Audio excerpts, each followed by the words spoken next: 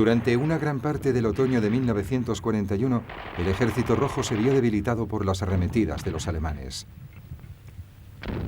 Stalin temía que los japoneses lanzaran un ataque preventivo para ocupar Siberia y decidió protegerse de ello, manteniendo allí un número considerable de fuerzas. Durante el mes de noviembre, el dictador soviético recibió un mensaje de su principal espía en Japón que aseguraba que los japoneses no tenían intención de atacar.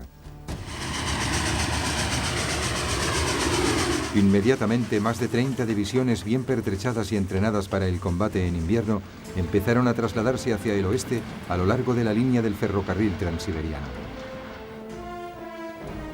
A principios de diciembre, más de 570.000 hombres estaban preparados y situados cerca de la capital.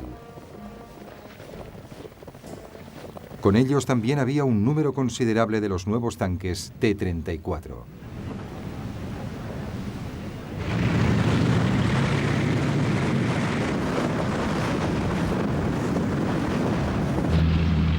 El 5 de diciembre de 1941, justo cuando los comandantes alemanes abandonaban su intención de invadir Moscú aquel invierno, se produjo lo que iba a ser una desagradable pesadilla.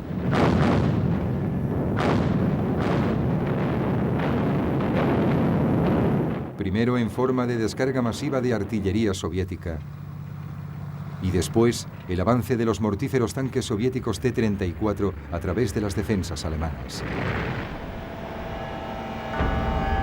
Sorprendidos ante la ferocidad del ataque por parte de un enemigo al que consideraban casi derrotado, los alemanes se replegaron. Durante los 7 días siguientes, las tropas soviéticas arremetieron contra las fuerzas alemanas que habían iniciado un movimiento de tenaza alrededor de Moscú.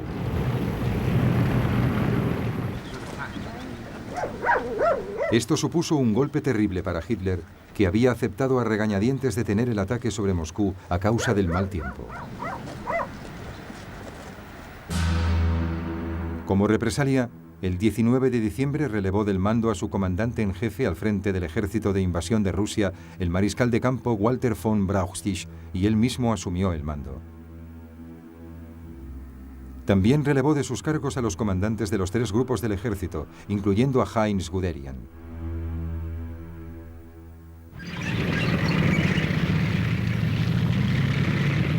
Las tropas alemanas recibieron órdenes de no realizar nuevos repliegues. Deberían luchar y, si fuese necesario, morir defendiendo su posición.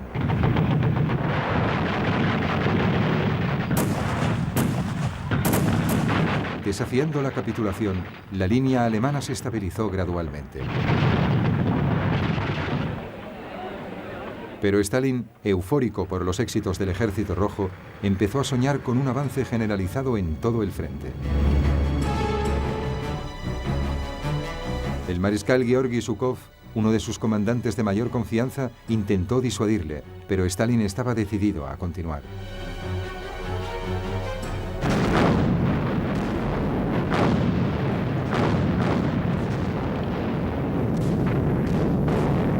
Durante los 4 meses siguientes, el combate giró en torno a las posiciones defensivas alemanas sin conseguir resultados. Hitler no estaba acostumbrado a este tipo de situaciones y se mostraba incómodo. Sus ejércitos habían conseguido vencer en todas partes, excepto en Gran Bretaña. Y ahora se encontraba peligrosamente empantanado en la Unión Soviética y enfrentado a un enemigo que parecía no ceder jamás.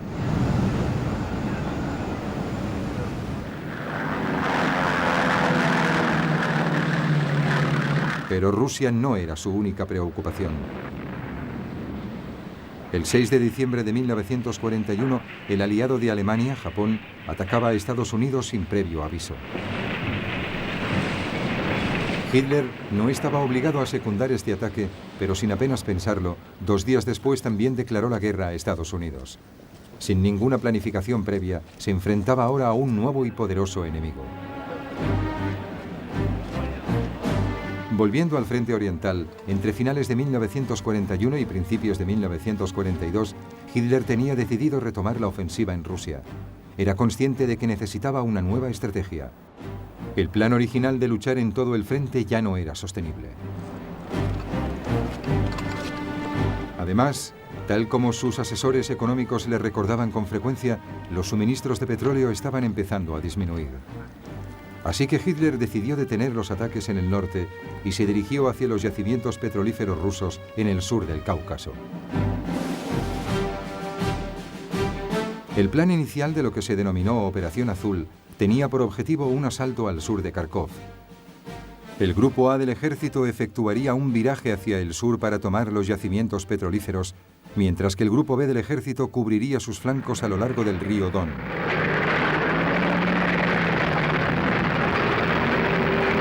Pero antes de que los dos grupos del ejército se pusiesen en marcha, se produjo una lucha terrible con las fuerzas soviéticas que intentaban recuperar Kharkov.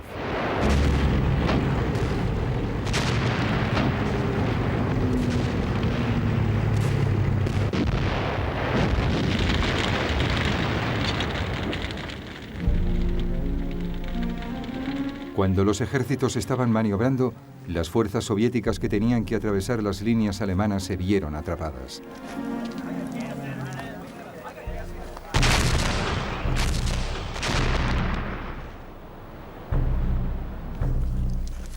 En otra operación para despejar el terreno, los alemanes estrecharon el cerco del puerto de Sebastopol, en Crimea. Durante 8 meses, los defensores habían sufrido ataques constantes de la artillería alemana, incluyendo el bombardeo con un enorme cañón de 400 milímetros sobre raíles.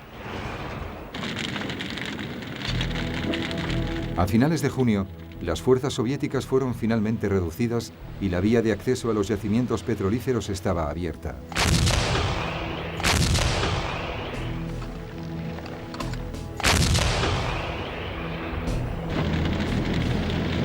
El 28 de junio comenzó una nueva ofensiva.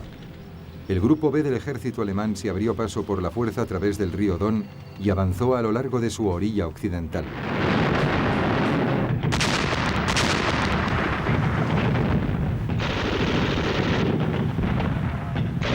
El Grupo A del ejército también avanzaba, pero debía hacer frente a una resistencia mayor. Y el 9 de julio ya estaba cerca de Rostov.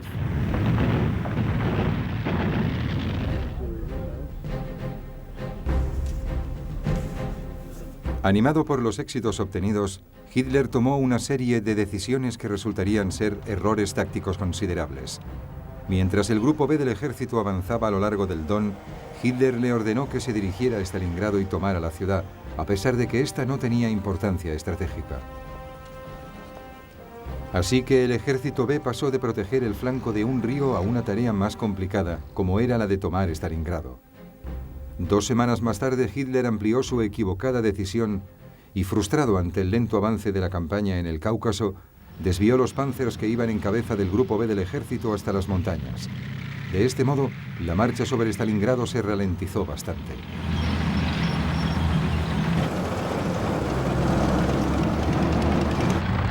Mientras, en el sur, el reforzado Grupo A del ejército avanzaba a toda velocidad a través del Cáucaso hasta situarse a 115 kilómetros del mar Caspio, amenazando con aislar a todos los ejércitos soviéticos en el sur de la zona. Y entonces Hitler volvió a cambiar de parecer.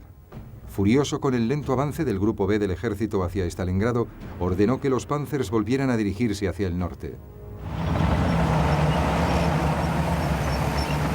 El 9 de agosto, el Grupo A del ejército alcanzó los enormes yacimientos petrolíferos del sur del Cáucaso, pero los encontraron completamente destruidos.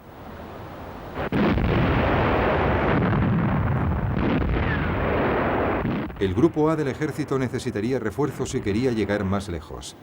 Los yacimientos petrolíferos del Cáucaso central y los que se hallaban cerca del mar Caspio quedaban fuera de su alcance. Para entonces, el foco de atención de Hitler ya había cambiado. A finales de agosto, las fuerzas alemanas se encontraban próximas a Stalingrado.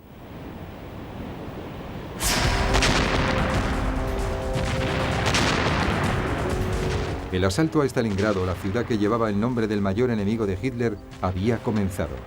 Sería esta una de las batallas de la Segunda Guerra Mundial.